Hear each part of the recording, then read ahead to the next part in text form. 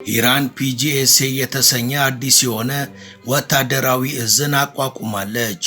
ፐርሺያን ገልፍ ስትሬት አውቶሪቲ የተሰኘው የአዲስ እዝ የሆርሙዝ ሰርጥ ላይ ሙሉ ለሙሉ ቁጥጥር የሚያደርግ ከአሜሪካ የሚሰነዘርን ማንኛውንም አይነት ወታደራዊ ጫና የሚመክትና ፈጣን ምላሽ የሚሰጥ በከባድ መሳሪያም የተደራጀ ነው።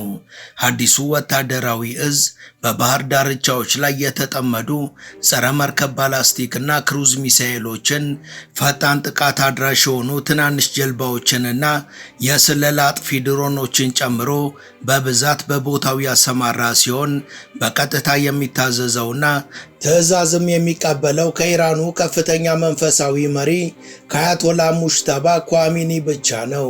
የባሰ አታምጣ እንዲል ቢሉ የኢራን ፓርላማ ዶናልድ ትራምፕ እና ኔታንያሁ ላይ ግድያ ለሚፈጽም አካል ሽልማት ለመስጠት ረቂቅ ሕግ እያዘጋጀ መሆኑ መሰማቱ ኢራን ምን ያህል እንዳመረረች የሚያሳይ ነው ተብሏል።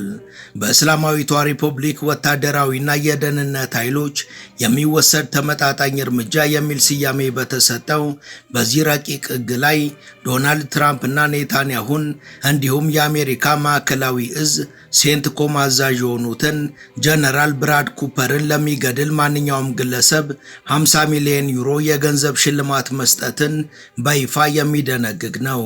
በሌላ በኩል የአሜሪካው ፕሬዝዳንት ዶናልድ ትራምፕ ዛሬ በኢራን ላይ ሊሰነዘር ታቅዶ የነበረውን ወታደራዊ ጥቃት በአሁኑ ወቅት ጥልቅ የሆኑ ድርድሮች እየተካሄዱ በመሆናቸውና በባህረ ሰላጤው ሀገራት ጥያቄ መሰረት ለጊዜው እንዲዘገይ ማዘዛቸውን ገልጸዋል።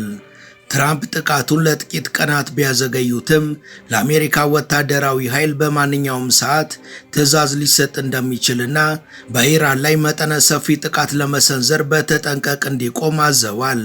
ሰዓቱ እየረፈደ ነው ሲሉም አስጠንቅቀዋል። ይህ የትራምፕ ዛቻ በቀጠናው ላይ ያረበበው ወላፈን የባሰ እንዲግል ያደረገው ሲሆን በቀጣይ ሰከንዶች ምን ሊፈጠር እንደሚችል እንኳን የማይገመት አድርጎታል።